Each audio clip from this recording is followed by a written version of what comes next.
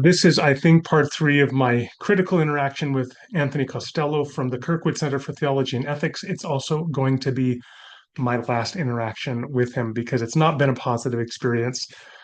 I really get tired when people repeatedly deflect from a direct question. And I've been asking Anthony a direct question for a few days now.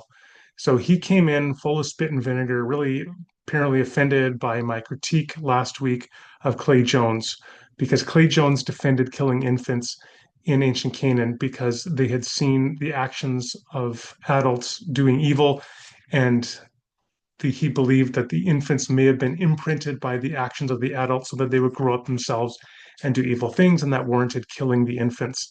So, of course, I critiqued Clay Jones on that for endorsing what is an absurd and morally heinous position. And Anthony came and criticized me and had several comments, but he never addressed that issue, the central issue. So I made a video about it and I invited him, to please respond. He wrote another really long comment, very long comment, and yet he never addressed the issue. So I made another video. Um, and here's that other video. And in this other video, again, he posts a very long comment. So here is his very long comment, and he never addresses the issue.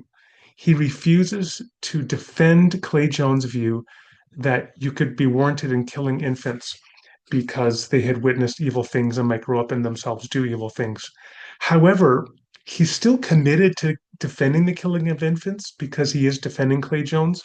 And so he is very evasive in this long list of 10 points he gives, trying and flailing about to try to find some justification to kill infants.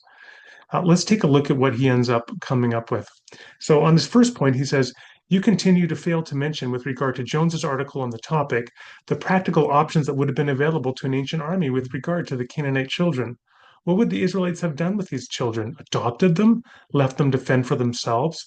Left them to starve? Well, yeah, adopted them. That sounds okay, doesn't it? I mean, if you needed to kill all the adults and all the teenagers, men and women, young and old, mentally and physically infirm, could have at least spared the infants, adopted them. That doesn't seem too hard, does it?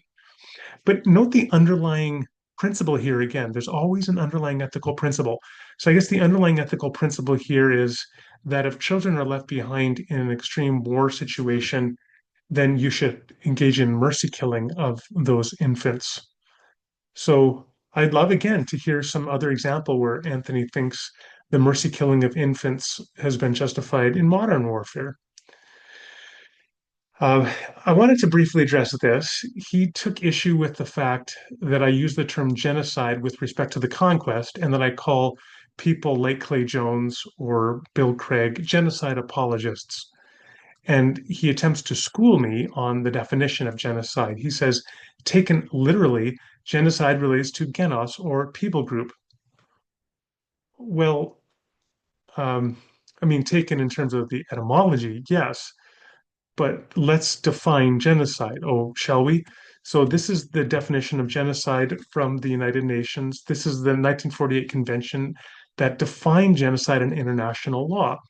In the present convention, genocide means any of the following acts committed with intent to destroy in whole or in part a national, ethnical, racial, or religious group as such, killing members of the group, causing seriously bodily or mental harm to members of the group, deliberately inflicting on the group conditions of life calculated to bring about its physical destruction in whole or in part.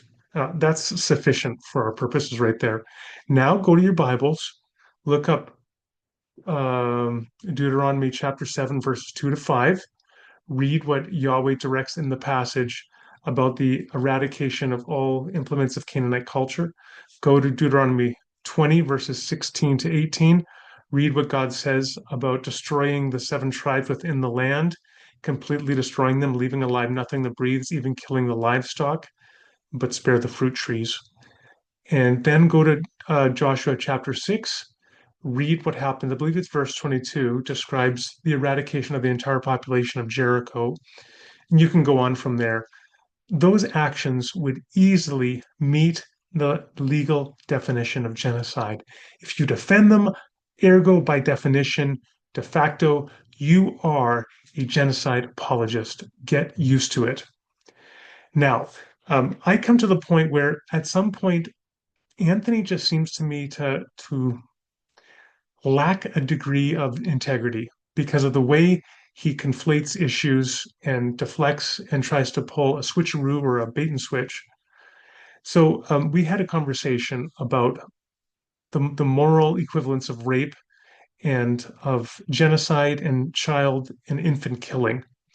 And I argued that rape is evil and should never be done, but the same is true of genocide and child and infant killing. And in his response, which he gives here, he ends up saying, well, he agrees that he thinks rape is always wrong and could never be commanded by God. But then he says killing can be commanded and it's not intrinsically evil. But I never said killing simplicator is intrinsically evil. I explicitly and repeatedly said genocide and the killing of infants and children is intrinsically evil. When Anthony switches from genocide and the killing of infants and children to just killing simplicator, that to me either shows a deep confusion on Anthony's part in terms of being able to track with what the topic of conversation is, or it shows to me a lack of intellectual integrity in the fact that he is trying to deflect from the actual topic. And that's the kind of thing that really frustrates me and makes me not want to interact with him any further. And then I'll end with this.